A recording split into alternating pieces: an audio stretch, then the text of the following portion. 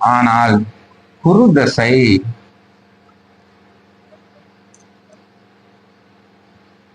சனி புத்தி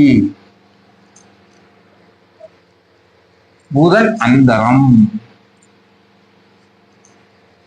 உறுதியாக இவர் பாராளுமன்ற உறுப்பினராக இருப்பார். அடுத்தது குரு தசை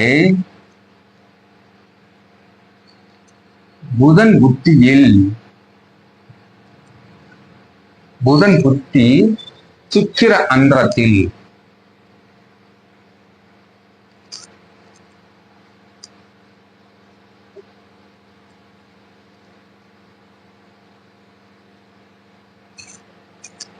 சுக்கிர அந்தரத்தில்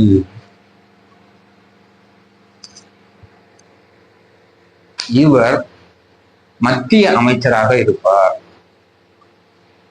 கடவுற மாதிரி தெரியுதுல்ல.